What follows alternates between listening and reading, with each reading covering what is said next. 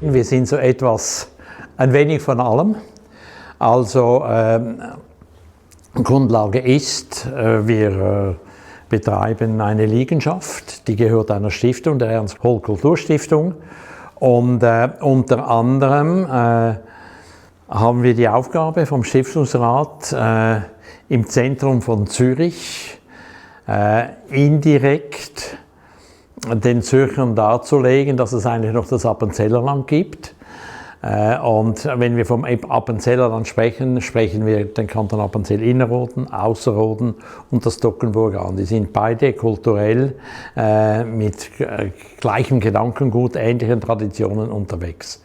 Was wollen wir hier bewirken? Wir möchten eigentlich die Zürcher oder wer auch immer hier ein- und ausgeht, ein wenig sensibilisieren über eine wunderschöne Gegend, eine Gegend, die unwahrscheinlich viele Traditionen hat.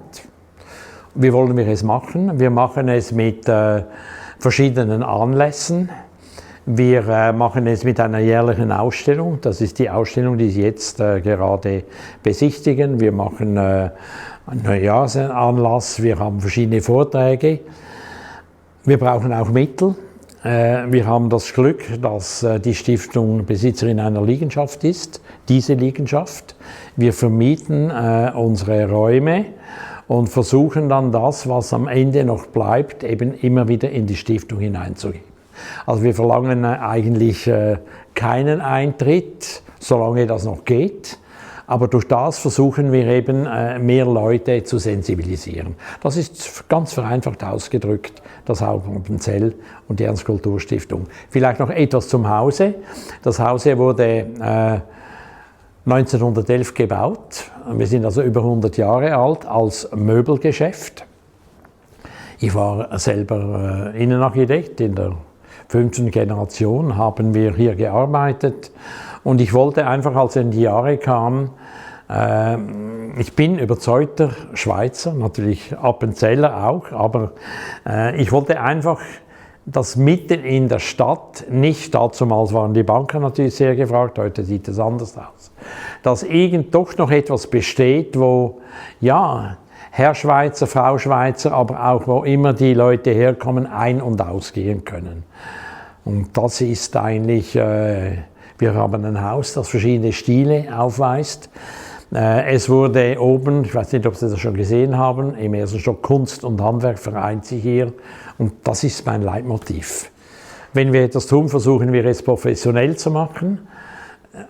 Das muss realisierbar und bezahlbar sein und wir möchten Nachhaltigkeit. Also wir versuchen immer etwas zu hinterlassen, so auch diese Ausstellung. Das spricht jetzt vor allem die älteren Leute an, ich gehöre auch zu dieser Kategorie. Und wir wollten sie einfach irgendwie so ein wenig sensibilisieren, dass wir eigentlich alle in einem Alter stehen, wo wir noch etwas für die Gemeinschaft tun können. Und das ist auch der Grund der Ausstellung.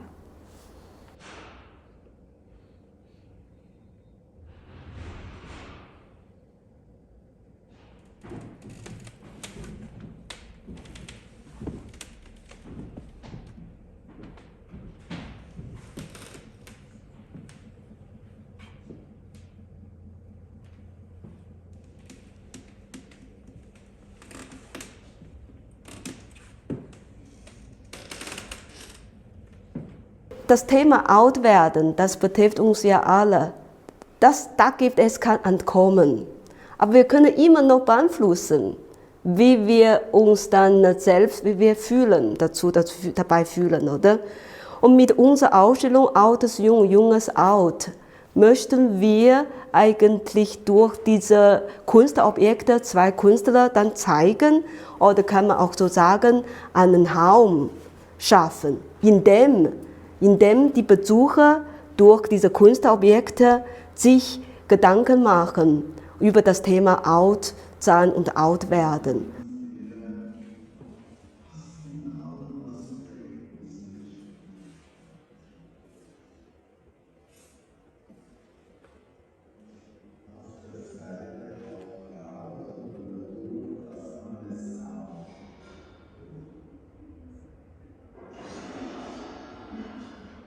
Der Künstler Stefan Inau hat mich auch diese Frage gestellt, oder? Wieso wieso bringst du uns beide zusammen? Was ist unsere Gemeinsamkeit? Oder? Da habe ich gesagt, ja, es gibt vieles von euch Gemeinsames. Du musst das einfach sehen, schauen und spüren. Und was ich sehe, das weiß vielleicht viele, erste Gemeinsamkeit, beide sind Appenzeller. Sie haben die Wurzel im Appenzeller Land. Eine aus Innerrhoden und eine aus Ausrhoden, oder? Und zweite Gemeinsamkeiten ist, ich weiß nicht, ob Sie das auch bemerkt haben, die Objekte und der Zufall spielt eine große Rolle bei beiden Künstlern. Der Stefan Inau lässt sich inspirieren, oder? In dem, was er sieht, aus einem Material, oder was, das ist wirklich aus Hand, außer Land, aus dieser schöpfische Denkweise, oder was an diesem Moment entsteht. Und das ist auch bei Ludwig Stocker nicht anders. Er lässt auch den Zufall, das spielt eine große Rolle in seiner Arbeit. Vielleicht kam eine Idee, aber was danach kommt, das sind viele Zufälle, die zusammenkommen. Und die Gemeinsamkeit sehe ich auch bei den beiden. Und beide sie haben ein großes Können, beides, oder? Und das auf der anderen Seite auch, wie sie denken, wie sie über die Sachen oder über das Leben, oder dieses philosophisches Denken, das sehe ich sehr, sehr viele gemeinsame Sachen.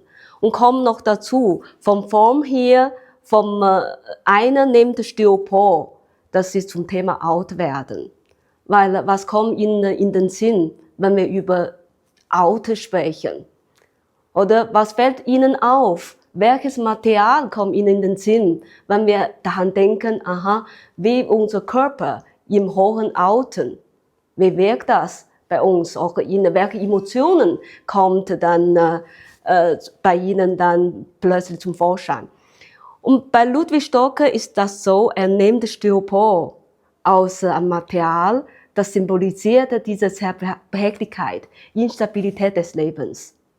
Und das finde ich so ein passendes Material und auch so passend zum Thema alt werden oder alt sein oder jung. Und trotzdem, Styropor betrachtet er als ein modernes Material, die man sich gut formen lässt, oder? Auf der anderen Seite vom Stefan Inau, ich denke, bei ihm, wieso ist er zu dieser Ausstellung gekommen? Das ist wegen einem seinem Projekt. Das heißt, das ist auch heißt auf Englisch, oder? Friends of Hopeless Chairs. Das ist Freunde der hoffnungslosen Stühle. Das findet dazu so passend. Weil ich habe Sie vorher noch gefragt, was kommt dann Ihnen emotionell in den Sinn, oder? Welche Emotionen verbinden Sie mit dem Thema alt werden, alt sein oder älter, oder? Ist das gewisse Gelassenheit oder Ruhe oder Zufriedenheit oder eher ein bisschen hoffnungslos? Und das ist, finde ich, ein so spannendes Thema. Und Stefan Inau, er nimmt dann Stühle, die vielleicht niemand mehr haben will. Und dann er schenkt in gewissem Sinne mit seiner Schöpfung und ihnen ein zweites Leben, ein zweiter Jungen, kann man auch so sagen. Und bei ihm, was sehr entscheidend ist, der Stuhl bleibt immer noch, das kann man immer noch sitzen, oder? Diese Funktion muss so bleiben. Aber anstelle sie zu reparieren, machte er wirklich auf eine spielische Art und Weise diese Objekte. Und das aus ersten Augenblick, wenn man das sieht, denkt man, das ist ein bisschen vielleicht komisch oder ist ein bisschen anders. Aber wenn man genau betrachtet, hat so viele Dinge drin. Und jeder kann selber dann anfangen, den Dialog zu führen. Das ist sehr, sehr entscheidend. Und das ist genau auch bei den Objekten von Ludwig Stocker. Und bei Ludwig Stocker hat er uns einfach erzählt, schau mal, nehmen Sie diese Wahrnehmung oder nicht zuerst auf den Titel schauen, sondern nehmen Sie sich Zeit, um dieses Objekt genau zu betrachten. Und wir haben hier eigentlich viele Objekte auch von Ludwig Stocker hier ausgestellt. In dem Sinne, weil jeder hat seine eigene Wahrnehmung. Und dann jeder findet etwas besonders zu ihm passend, oder?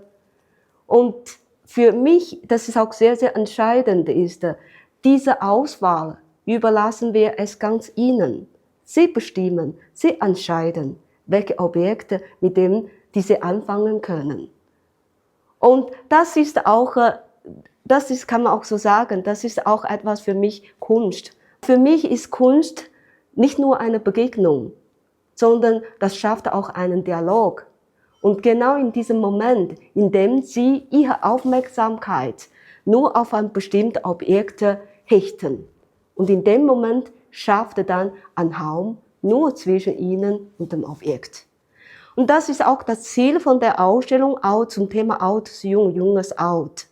Und das mit dieser Möglichkeit, mit dieser Kunstobjekte oder der beiden Appenzeller Künstler möchten wir eigentlich auch Ihnen die Möglichkeit schenken oder einen Raum schaffen, um das zu ermöglichen, dass Sie sich selbst mit Ihren Gedanken, mit Ihren Emotionen, Ihren Gefühlen auseinandersetzen und sich neu denken. Vielleicht eröffnet sich eine neue Perspektive.